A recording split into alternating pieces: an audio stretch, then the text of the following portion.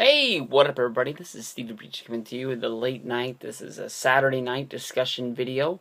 I've seen the stories out there, and I'm sure you guys have seen it too. I honestly am one to sort of just not really believe that this story. I believe that there is smoke out there.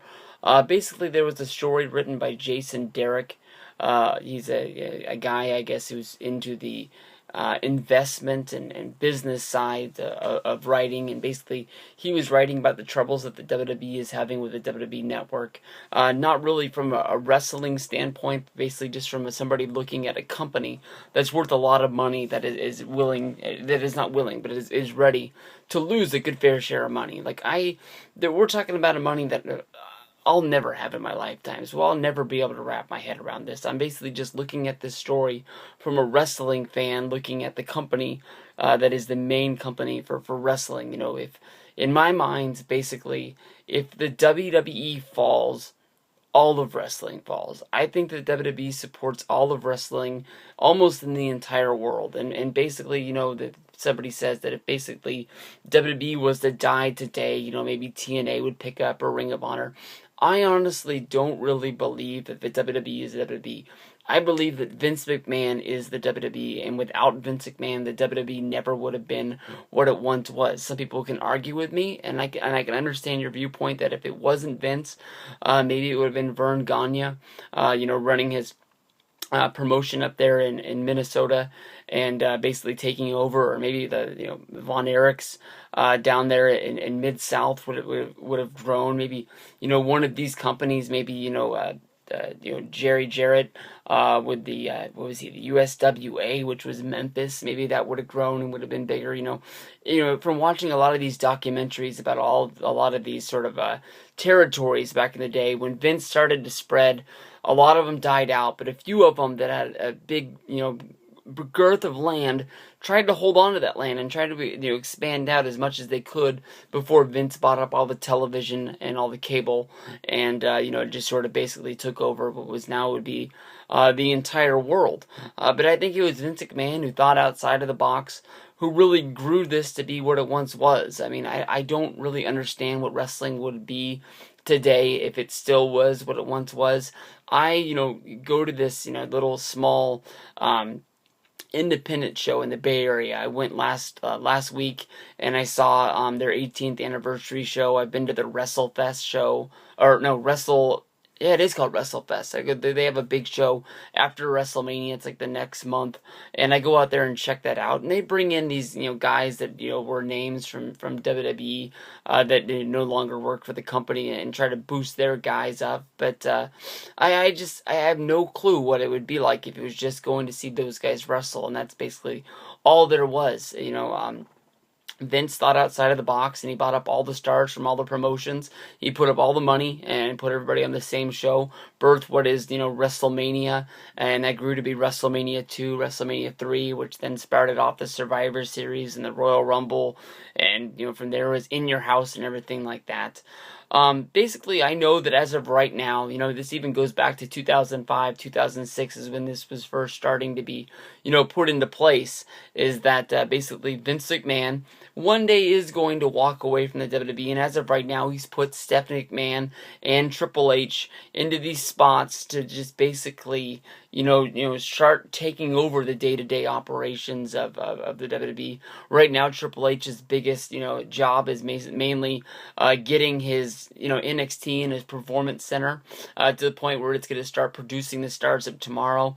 We've seen them go out and sign some of the biggest names of independent wrestling, getting guys from Ring of Honor, and he's brought people in from Mexico and Japan, and he's got his scout team, which is led by Briscoe, which goes out and he scouts the collegiate wrestlers, and that's brought in like big names such as Shelton Benjamin, Jack Swagger, Brock Lesnar from the past. On the one of the last Observer podcast, they brought in Jim Ross, and they were talking about signing Lesnar, and how much of a pain it was to go out there and try to recruit this guy and bring him in, and then once they actually brought him in, try to get him just adapted to being a normal person in the real world. It's one of those episodes that I've listened to, but I'm going to save it and I'm going to listen to it again because this is a story that I've never really heard before. A lot of the stories that I'm hoping that'll come out in Jim Ross's book. But I just wonder, are you guys like me? I want to believe in Triple H. I want to believe in Stephanie. As of right now, I think along with everybody, I think that everybody knows the one problem with WWE right now is basically, I think there's too many, there's too many chefs in the kitchen. I think that, when WWE was at its finest to me was honestly during the 80s, and it was mainly just booked by Vince McMahon and Pat Patterson, and they basically just would sit down in Vince McMahon's backyard. There's stories about him hanging out in the pool or in the hot tub and just having a yellow basic legal pad of paper and just writing down all the guys that work for him and just pairing them up to each other. These guys are going to work each other on house shows. This is feud is going to last basically from this month all the way into next month, and this guy is going to start feuding with this guy. And when Vince would meet with the talent and they would say, "Yo, Vince, what am I doing?" If they were upset about money or if they were upset about their placement on the card, Vince could basically tell them where they were going to be within 6 months to a year. Basically tell them, you're going to do this and this, and hopefully I can put you right here, and you're going to be right here at WrestleMania, and that's going to be a good spot for you. And from there, they would either take what they were going to be given, or they would quit and they would walk away thinking that they were better than what they were being offered. But people can say around the Attitude Era, that would be probably one of the times that wrestling was probably the most popular. And Vince and Patterson, I think it's sort of retired, but he always sort of is in the fold. But mainly it was people give all the credit to Vince Russo and Ed Ferrara. For basically writing and creating up a whole lot of the characters. I think a lot of the characters almost, it's almost like with Vince, Jericho talks about this a lot on his podcast, is that basically it's up to the characters to invent their own sort of ways. Jericho said that it was basically Vince who gave him a gimmick, he gave him a ring to wrestle in, he gave him a storyline, but it's up to you to pick what's going to happen. Basically, it's the wrestlers that plan out their own matches. They might be told to finish, but they have to basically set the tone of the story just to get there. You can't just go in there and do headlocks for 12 minutes and then somebody gets super kicked by Shawn Michaels and all of a sudden it's a 5-star match. You sort of have to work this thing over. You work the crowd, you play to them, and that's what gets you to where you're at. I really think... I'm trying to see this story as basically as if Vince McMahon was sitting down at a table and he was going to sell his company to somebody else, and Vince, Triple H, and Stephanie would walk away and somebody would walk in. I think this would be... I don't know who out there would buy it. I mean, there's nobody in wrestling, I think, that has the money to step up to the plate and buy WWE and take on what it is from, being a wrestling company with so many wrestling shows and now a wrestling network.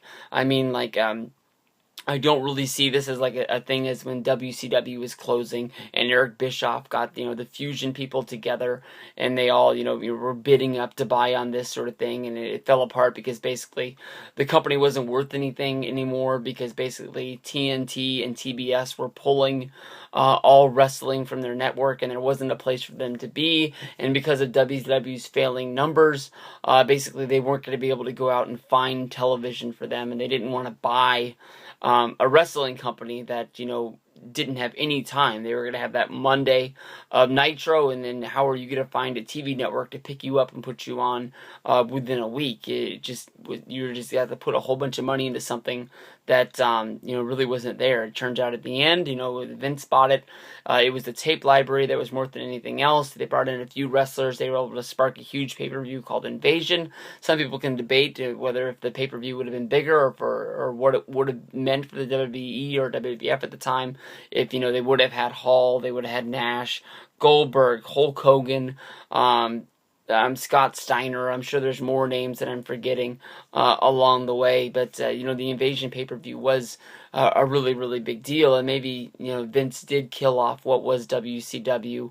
Some people say for personal reasons. Some people say he just realized without those names it wasn't going to work, and why take that huge gamble on something that just wasn't looking like it was going to pan out in the end.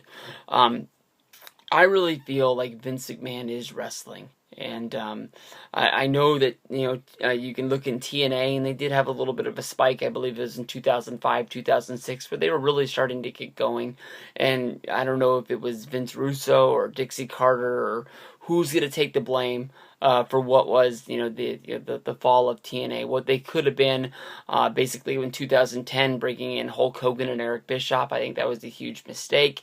On one hand, it did get them a whole bunch of publicity with them signing Hogan, but I don't think it really lived up to what it could have been. I think that, with Hogan being involved with almost every storyline that was going on in that place, with Hogan being there but not being able to wrestle, they really built Hogan up to the point where I wanted to see Hogan versus Bully Ray when they were going to do the whole thing over Brooke, and it just went away, because where are you going to build to? I mean, is Hulk Hogan just going to be in somebody's corner fighting for his sort of thing? If Hogan's going to, fight for his daughter, he needs to fight the fight for himself.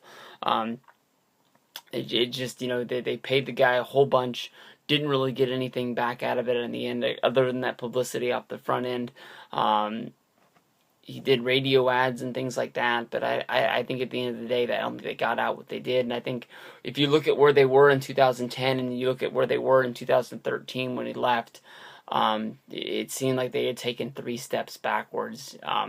Vince, I think, is taking gambles, and I think you can point at things like the XFL, and you can point at things like certain wrestlers or doing certain moves, and it didn't pay back. But I don't think WWE has ever really taken huge steps backwards. And if somebody was to move into WWE, I don't think that they would be able to set up the right kind of writing staff. It's just, I think that's the main problem. It's just there's too many writers.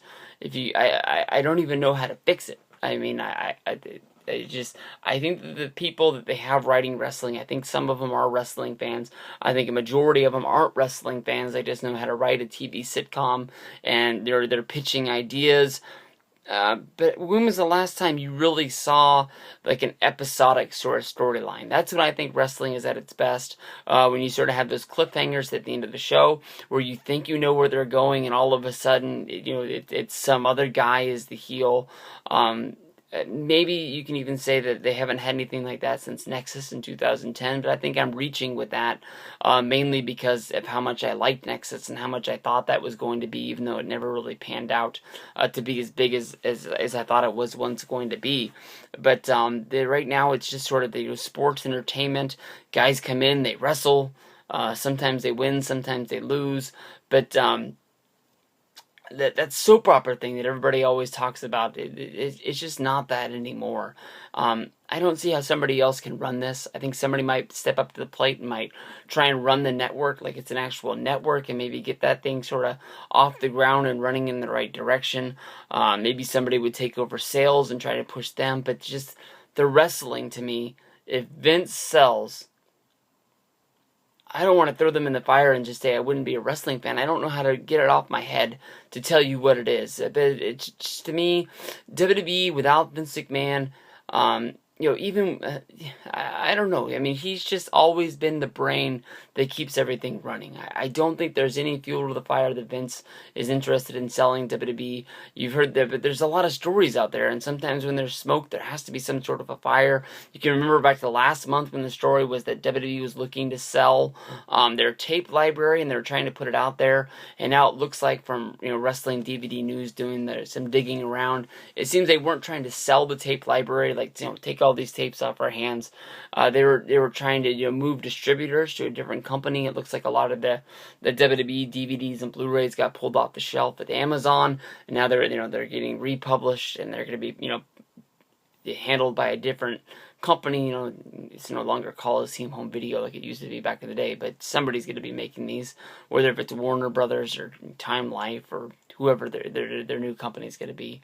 But without wrestling without Vince McMahon, to me, it just seems lost. I don't know how they would be able to keep things going. It's almost like I'm watching Sons of Anarchy, and basically they want to get rid of the main guy, but a lot of the other people that they deal with only wants to deal with this guy because that's the guy they've dealt with for years. I wonder what it would be like, with the deals they make with sponsors and things like that. I just don't think WWE is able to be what it is now, what it once was also, without Vince. That's just me.